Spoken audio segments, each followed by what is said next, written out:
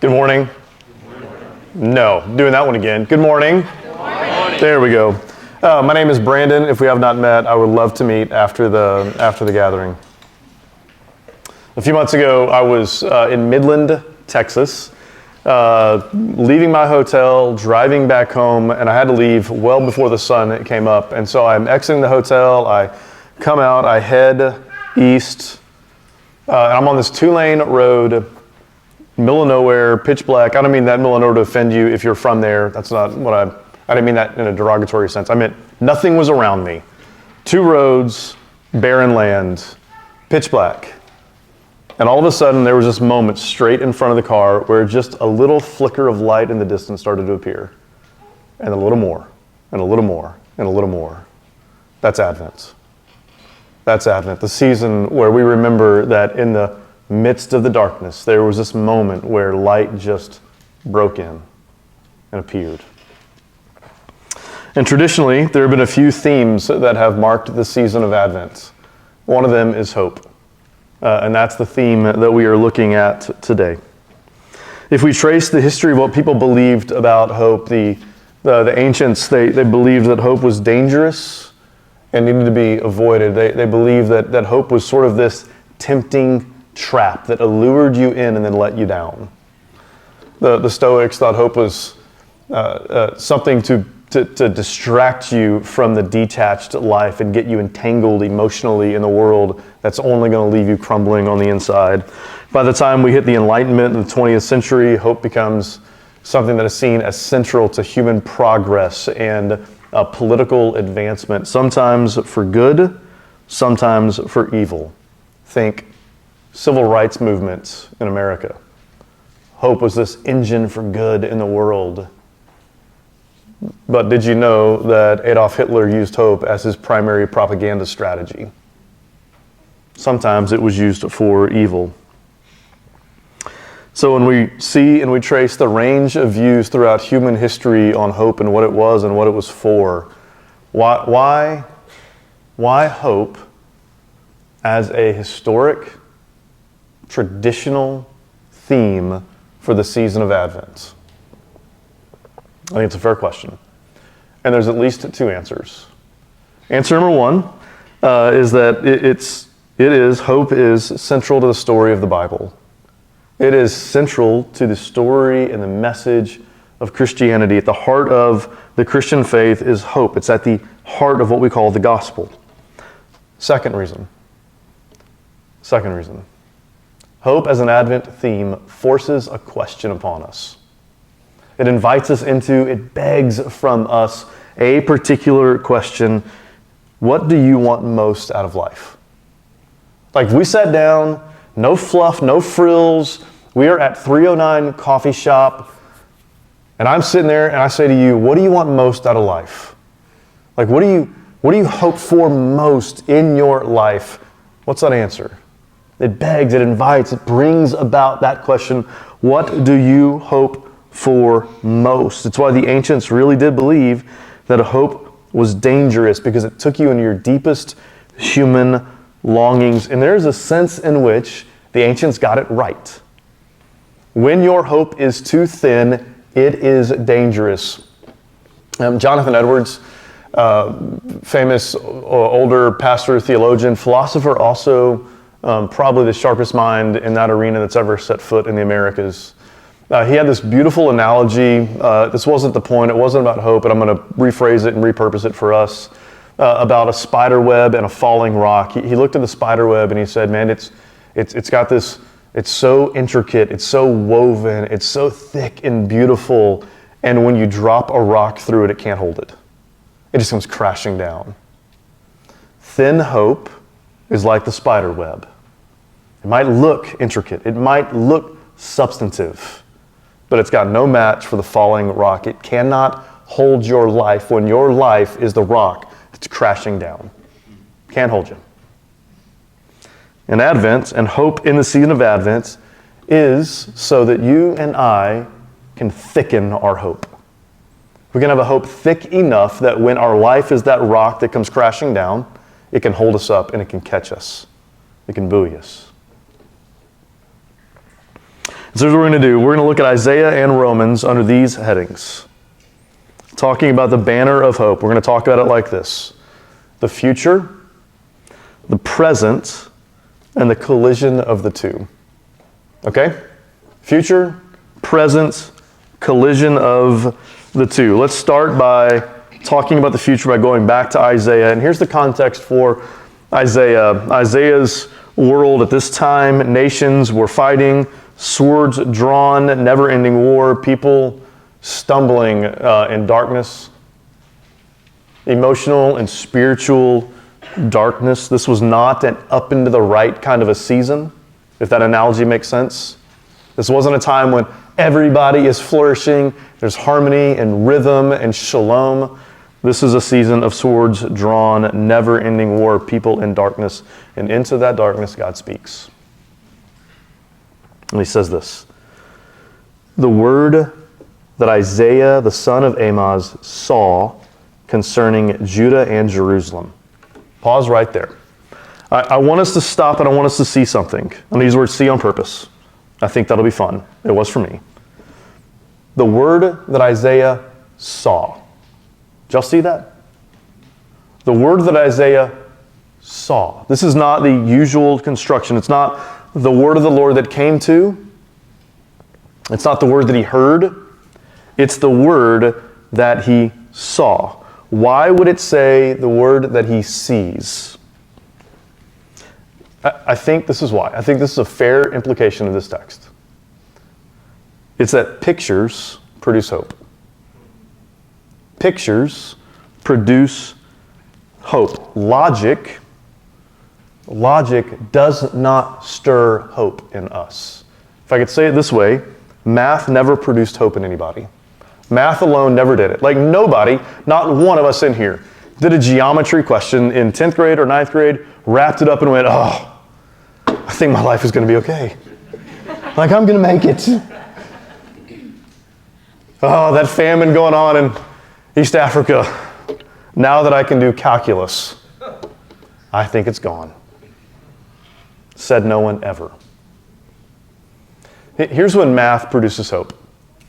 Math produces hope when you're sitting down and you're doing your budget and you go, okay, I think we actually can go on that beach vacation. I can see myself sitting on the beach, sipping on a something with an umbrella sticking out of it. And I don't know what those somethings are. I would have said what it was. Never had one. That has nothing to do with the sermon, by the way.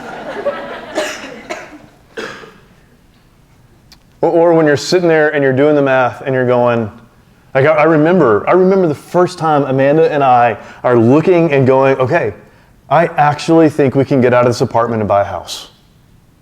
I think we can. It's a duplex. It's not going to be anything great. And it wasn't great. And to be able to do the math and to be able to see us living in our own home. Like that's when math and logic produces hope, when we can see it. Or maybe I could pivot this analogy like this. Your marriage is struggling. I mean struggling. I don't mean we fight on Tuesday over where we're going to dinner. I mean my marriage is struggling. And you're sitting down and you're talking to a counselor or a friend or to your spouse. And they're saying words to you that you know are true, but they don't evoke any kind of vision in your life. They don't evoke the sense to be able to see your marriage actually healing. That will not create hope that your marriage will actually be healed. You have to be able to see it. You have to be able to look out on the horizon, see it in front of you. Or you've been struggling in your career. You've just been struggling. You just have, every time you think, I'm going to take the next ladder, my job ends. Hearing someone say, hey, listen, one day you're going to find the right one, and it's going to be okay. Until you can actually see what that is and see it in front of you and see yourself, it doesn't create hope. Pictures produce hope. If you want to truly hope in something, you need vision. You need to be able to see it. So what did Isaiah see? Well, first it was a vision in what he called the latter days. Verse 2, it shall come to pass in the latter days. Latter days, literal translation is in the afterward of these days. It's talking about a future latter days, which is functionally a technical term in the Bible. So when do these latter days begin? It begins with the resurrection of Jesus. Listen to this. When Jesus inaugurated his messianic kingship by his resurrection, the latter days have arrived, while at the same time, the last days await their complete realization and final fulfillment at the end of the age. And so here's what's happening here. Isaiah is looking out to a future day, and he's seeing a day that began when Jesus walked out of the grave, a day that we're living in, and a day that is continuing, the day that will be fulfilled and realized when Jesus returns, at the end of the age. The point is, Isaiah is looking into the future, seeing something that has begun, that will one day be completed. So what shall come to pass in those latter days? Keep reading. The mountain of the house of the Lord shall be established as the highest of the mountains, and shall be lifted up above the hills, and all the nations shall flow to it. And many people shall come and say, Come, let us go up to the mountain of the Lord, to the house of the God of Jacob, that he may teach us his ways, and that we may walk in his paths. For out of Zion shall go forth the law, and the word of the Lord from Jerusalem. So in these latter days, this vision that Isaiah gets, this word that he sees, it's of the house of the Lord being established and drawing all nations to himself. This house being established on the highest of the mountains. That mountains in the Bible, some really beautiful imagery. If you trace this throughout the scriptures, that they're this place of safety and refuge. They were this place where you would go and you would encounter God. You would come, metaphorically speaking, face to face. Not actually, but metaphorically. Face to face with God. And now we have this early part of Isaiah where Israel is in complete rebellion, hypocrisy, injustice is rampant. And this line, this little section here at the beginning of Isaiah 2, it just almost comes out of nowhere. Like if you're reading this, if you're a ancient Israelite, you're a few hundred years down the road, you know the history. You're reading this, you're looking at it, and you're going, what? How can this become that? Like, this people becoming that people simply can't be possible. But it is, and it's possible because this text isn't ultimately about Israel. It's about one who was to come. It's about Jesus who would be the true house. The true house, the true dwelling place of God, John 1. Jesus who is the true mountain, the true place of safety and security, the true place where you would come and you would encounter God. It had a future fulfillment to the text. And if there's any doubt that Jesus is the one who's spoken of, who will draw all names and all nations to himself, look at how the next verse begins. Look at the first word. He shall judge between nations, and shall decide disputes for many peoples, and they shall beat their swords into plowshares, and their spears into pruning hooks. Nation shall not lift up sword against nation, neither shall they learn war anymore. O house of Jacob, come, let us walk in the light of the Lord. So he gets this vision. He gets this word that he sees, and this word is pointing to what is now, again, a future day when the world will be healed. When things are made right. to steal the line from the great one. When all things sad become untrue. He sees a day when there is complete and total flourishing and harmony, and there are no more wars. There's no more fighting. There's no more battle. There's no more need for swords. And in that day, we will truly walk in the light of the Lord. Revelation 21, and I saw no temple. This is talking about the world as we know it now in Revelation, that Isaiah was getting a vision of. And I saw no temple in the city, for its temple is the Lord, the Almighty and the Lamb.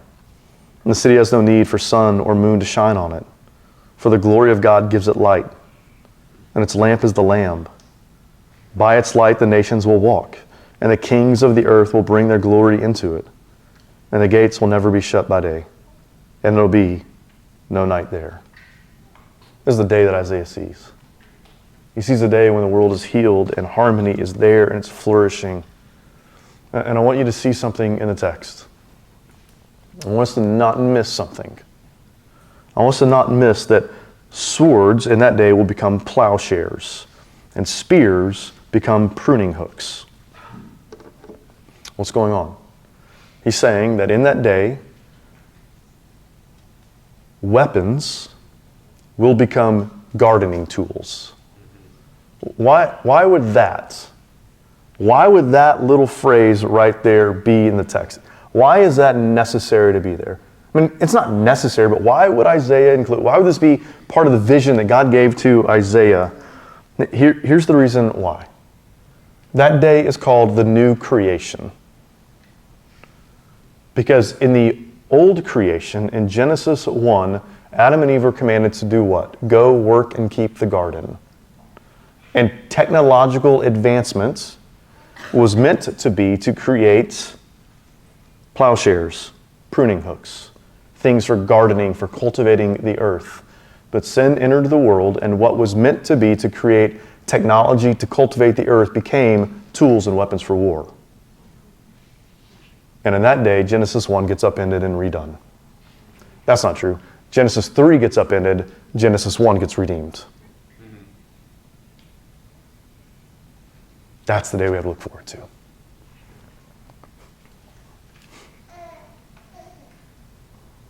Why hope? Why hope as an Advent theme? That right there. I'm stealing this from Keller. Not long before he passed away, he did this video interview, and he was doing it, and he just kind of leaned into the camera, and he said, hey, listen, if Jesus walked out of the grave, like if he really did, if Jesus really is alive, everything's going to be okay. Everything's going to be okay. Amen. It really is. This is where the world is moving. When the nations are healed. When there is a future that we actually can hope in. When weapons of war return to being tools for gardening. Because there is no more war. And you and I and Isaiah were made to hope in that day. Listen, it's why every marketer out there will tell you that hope is a more powerful marketing tool than fear.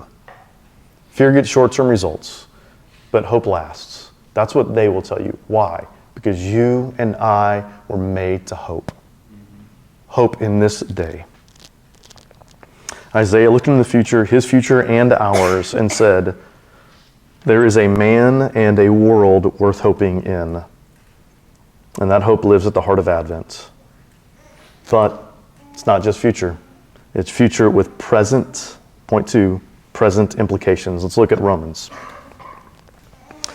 Besides this, you know the time, that the hour has come for you to wake from sleep. For salvation is nearer now than when we first believed. The night is far gone, the day is at hand. Okay, quick pause. I just want to set some framework on the timeline. Here's where we're at. Jesus has come, and we are now 2,000 years closer to him returning, and darkness being completely gone than it was then. History is moving forward toward that day. From Isaiah to Romans to us, history is moving toward that day, and it's nearer today than it was then. Keep reading. So then, let us cast off the works of darkness and put on the armor of light. Let us walk properly as in the daytime, not in orgies and drunkenness, not in sexual morality and sensuality, not in quarreling and jealousy, but put on the Lord Jesus Christ and make no provision for the flesh to gratify its desires. Okay. So this hope, future, present implications. Let me give you 3 present implications. Here are 3 present implications that we see. 1, shed the old self.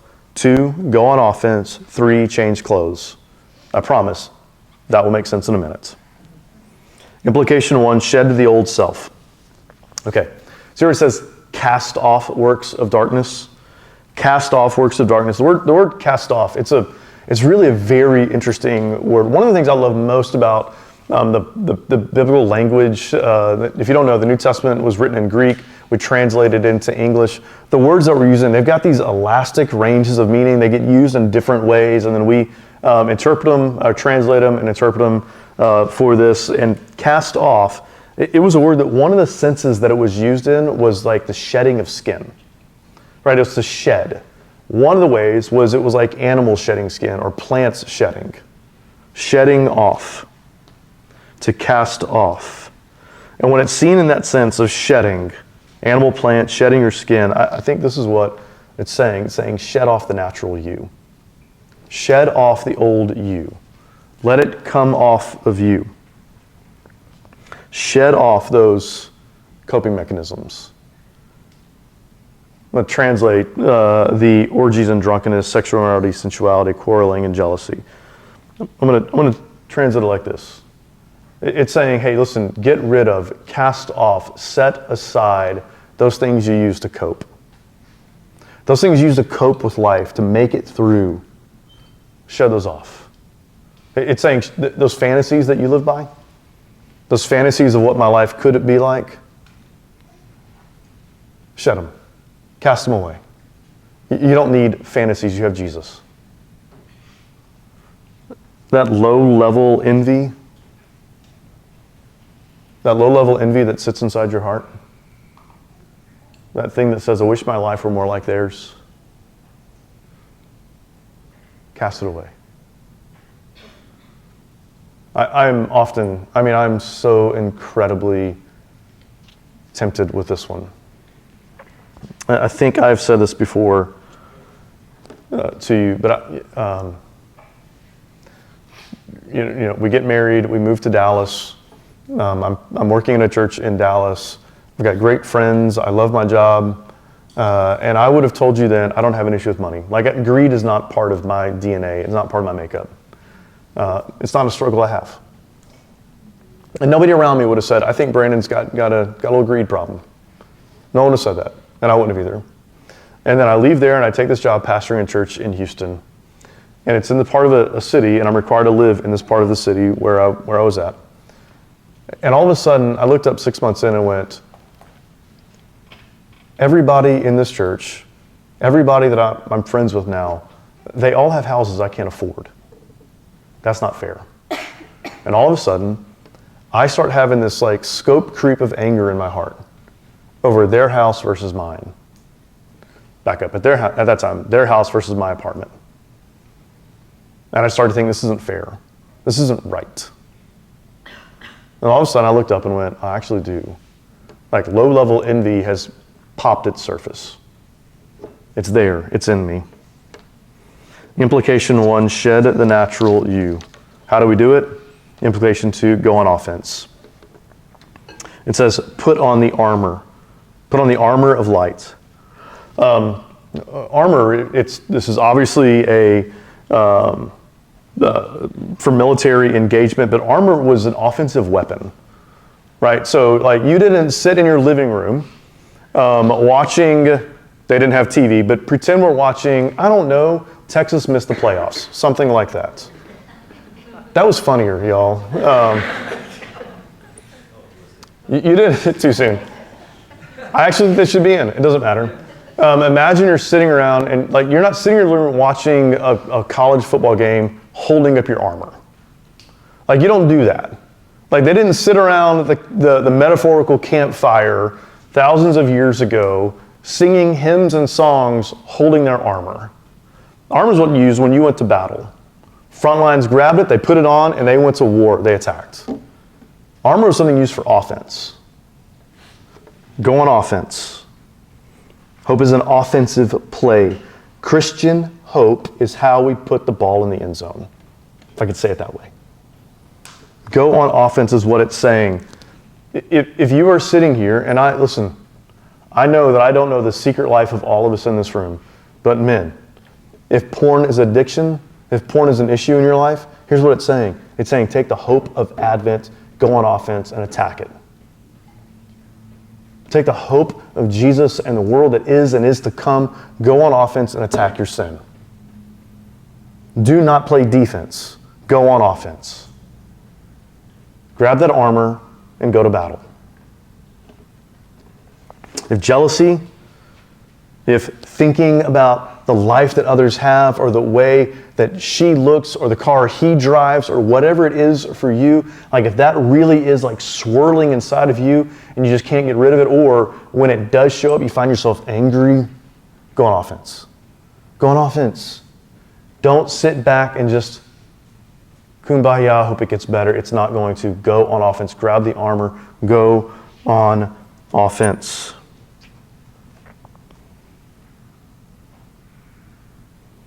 Go on offense by believing that if Jesus walked out of the grave, your life really is going to be okay. If you are made in the image of God, you really are the way God designed you to be. Trust that He knows what you need right now in your life, that He's providing for you as a good Father. And Christian hope, it's an act of defiance. It's an act of defiance. It's a hopeful defiance to say, I'm not going to just settle for these addictions or this wrestle or this whatever is going on inside of me. But I'm going to go on offense and I'm going to apply the gospel of hope, the gospel of Advent, the hope of Advent to my life. James K.A. Smith, one of my favorite writers, thinkers anywhere, modern day, this is what he says. He says, Christian hope isn't just a feeling, but a posture, a way of inhabiting our lives, our time, our culture, and our work that resist despair, fatalism, and cynicism. That's what Christian hope is. It's an offensive play. It says, I'm going to resist despair, fatalism, cynicism. And I'm going to take that hope and inhabit my life with it. How? We change clothes. Implication 3. Cast off, put on. One of the sheddings for cast off was clothes. And then where it says put on Christ, put on, that was a term that was generally used for putting clothes on. It was, if you ever read in the Bible, clothe yourself with Christ. Probably, likely the same language. Clothe yourself, put on Christ. Cast off, shed the old you, put on Christ. In this word play, I think this is what we can see from this word play. It's put on Christ and don't ever take Him off. Do not take Him off. Put on the clothes of your new life and don't take them off. Christ is not clothing that you wear on Sunday morning and then you set in a closet when you go to work. You don't ever take Him off because the hope of Advent is a man, the eternal Son, who in the incarnation was clothed in flesh that He would never take off. Clothed in flesh that He would wear to the cross, where He would create eternal daylight by plunging Himself into the hell of eternal darkness. For you, for me, and the degree to which that sinks in, the degree to which that actually gets in you, animates you, shapes you, forms you, is the degree to which you are going to bring that hope into your offensive life. Going on, fighting, battling. And the degree to which it sinks in is the degree to which the present and the future will collide in your life. The collision of the two does a few things to us. First, it breaks the power of sin. when the future and the present, when they collide, it breaks the power of sin. Listen, that bitterness isn't permanent. It's not permanent. And hope can actually get in and undercut the roots of that bitterness in your life. Temptation doesn't become your identity. Fear isn't what defines you. It's not I'm the afraid person. It's the I'm person putting on Christ. Living by hope in the resurrected Son. The ascended King, the returning one. Hope makes us defiant. Makes us defiant. It makes us people who just say, I'm not going to do it. I'm not going to live succumbed by temptation and frustration and anger and sin. You fill in the blank, whatever it's for you. It says, I'm going on offense and I'm going to defy the world the way that it is. I'm not going to settle for my life as it is. I'm going to apply the hope of Advent to me and then the world around me. It means I'm actually going to go and I'm going to live my life in the daytime. At noon, where everybody can see me. I'm going to risk what it takes to be known as I really am. Fully, freely. Living my life in the light in the daytime, not in a 2 a.m. back alley somewhere. I'm going to live my life in the daytime. And then Redeemer. When the future and the present collide, it makes us a welcoming people.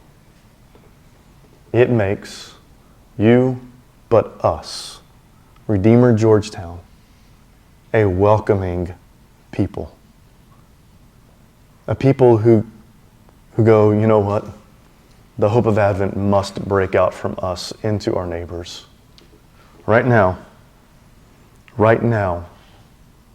in your neighborhood, in your apartment complex, in your part of the town, wherever you live, there are couples barely hanging on who need to know the hope of the resurrected one who loves them, who came for them. There are college students right in the middle of Georgetown who need to know how deeply Jesus loves them, who need people in their life like I had in mine, who came to me as a 22-year-old and just said, I became a Christian and I couldn't go back into that world. You want to go eat some dinner? Or I thought, what an idiot. Yeah, I'll eat some Mexican food with you. They need people like I had, like you had. They're retirees who feel rootless. Families looking for meaning, parents out there who desperately think, gosh, I want to take my family back to church. It's been a decade. Is there anywhere we all belong? They need to know yes, right here, among us and with Jesus. Redeemer Advent breaks the power of sin. It makes us hopefully defined and creates a welcoming people. And as we close, I thought the words that Robert sent me in the summary of this sermon ahead of time were the perfect way to finish. Dear friends in Christ, as we step into a season that whispers the light piercing the deepest darkness, hope isn't a naive wish. It's a defiant trust in God's promise. Advent calls us to a hope that is active. As we prepare for Christ's coming, remember, hope doesn't deny the night. It anticipates the dawn. The baby in Bethlehem is the ultimate plowshare, turning our broken tools of self-reliance into instruments of grace. God of hope, in the chill of waiting, kindle our faith in Jesus, the hope of Advent. May this hope, the hope of Advent, penetrate and redefine and reform all of our good but lesser hopes in this world. Let's pray.